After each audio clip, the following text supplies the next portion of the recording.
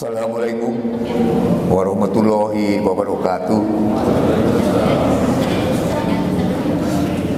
Jamaah sholat subuh yang dirahmati Allah,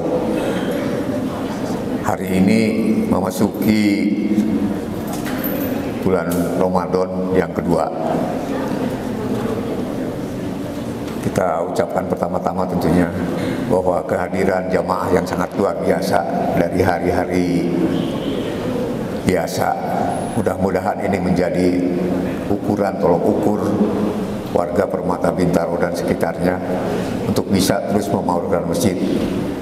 Kalau biasa kita tidak melihat hadir di mezanin ibu-ibu, namun untuk pagi ini mudah-mudahan dan seterusnya kehadiran ibu-ibu akhwat ini tentunya akan menjadi bagian dari sejarah masjid yang kita dirikan ini untuk bersama-sama memakmurkan.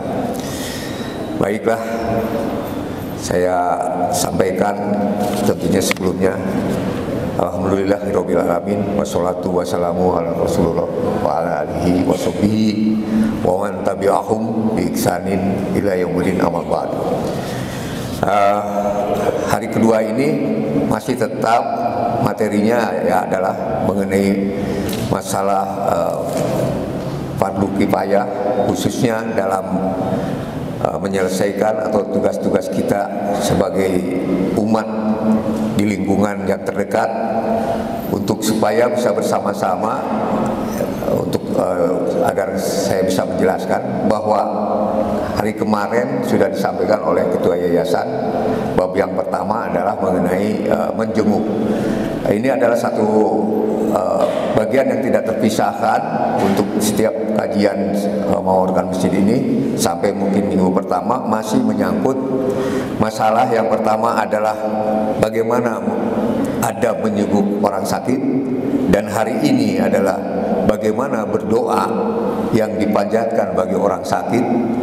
Kemudian doa yang diucapkan orang yang sudah diambang kematian, itu hari keempat, hari ketiga. Dan yang berikutnya adalah mentalkin bagi seseorang ya, dengan mengajarkan. Ini yang paling berat barangkali ya, karena kita harus mentalkin yang untuk membimbing ya, seseorang yang akan meninggal dunia dengan harus mengucapkan la ilaha illallah, la ilaha illallah Muhammad Rasulullah lengkapnya, minimal la ilaha illallah. Itu kewajiban kita. Kemudian materi berikutnya adalah doa yang dibacakan setelah memejamkan mata. Berikutnya doa yang dibacakan untuk jenazah yang dapat dibaca oleh keluarga dan yang ditinggalkan. Kemudian mungkin yang terakhir untuk masalah fardu kifayah, diperbolehkan menangis orang yang sudah meninggal, tetapi tidak perlu histeris dan tidak perlu ada ratapan.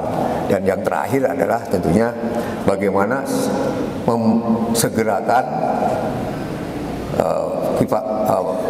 mensegerakan mengurus pemulasaran jenazah ini atau fardu kifayah. Jadi segera mungkin untuk disolatkan. Baiklah, saya ingin memasuki saja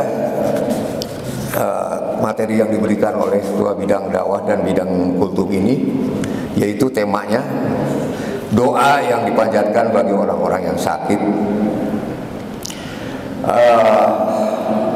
Materi yang diberikan ini juga begitu banyak ya, untuk tugas hari ini. Itu ada kurang lebih 9 hadis dari riwayat Bukhari.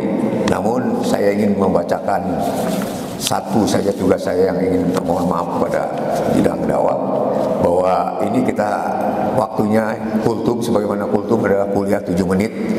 Namun saya akan mencoba untuk bisa memenuhi keputusan dari panitia ini.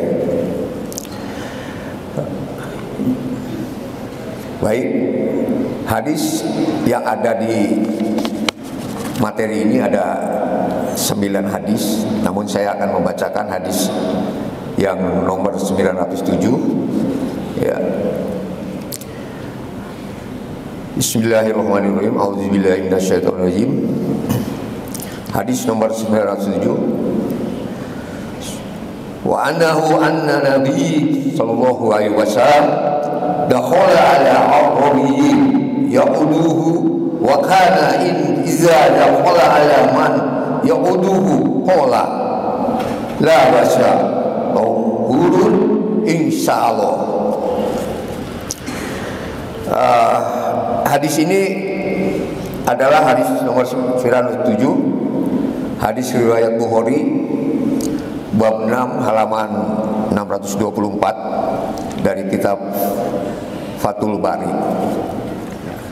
Perlu dibacakan karena kalau para asatid atau mukarrom yang ahli hadis tentunya sangat luar biasa ya, tidak perlu melihat, namun saya melihat ini nomor hadisnya, takut salah ya. Baik, artinya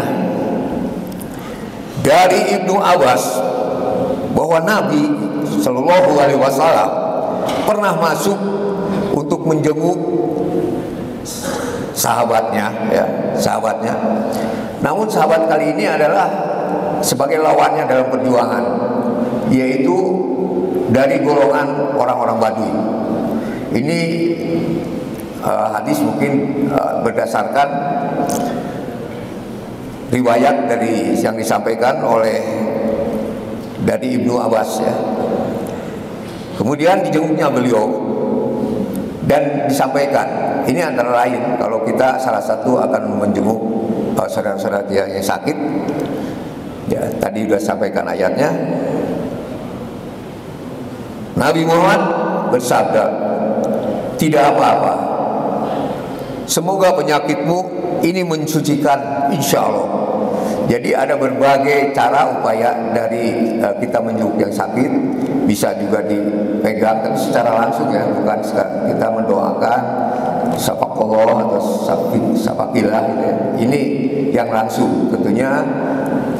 Dari riwayat ini ada juga Rasulullah memegang tangannya sama-sama kemudian didoakan. Jadi dari 7 hadis itu perlakuannya seperti itu. Kemudian sebagai pembenaran yang utama dari yang tadi dibacakan adalah yaitu kalimat tohurun ya, tohurun artinya penyakitmu, membersihkan dosa-dosamu dan menghapuskan kesalahanmu, insya Allah. Dari hadis tersebut ada beberapa penjelasan yang harus digarisbawahi, yaitu satu kewajiban seorang pemimpin tidak akan pernah berkurang dengan menjenguk jamaahnya, warganya, anggotanya ya. Meski hanya seorang Baduy ya, sekalipun mempunyai tabiat yang kasar. Itu sejarah mungkin di abad 1400 tahun yang lalu.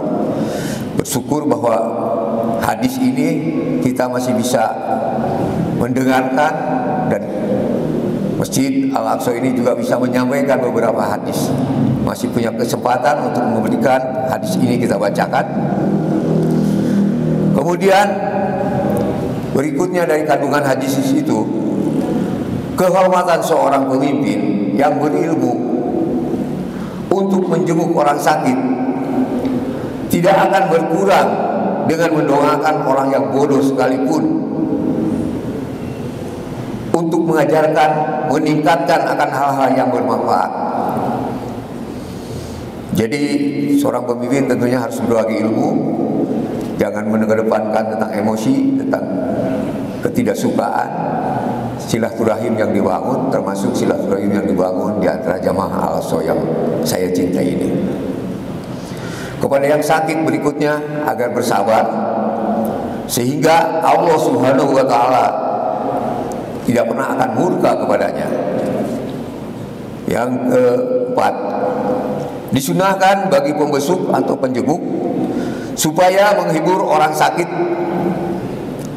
dan mengingatkan akan pahala yang akan diterimanya akibat ujian yang dilimpahkan kepadanya.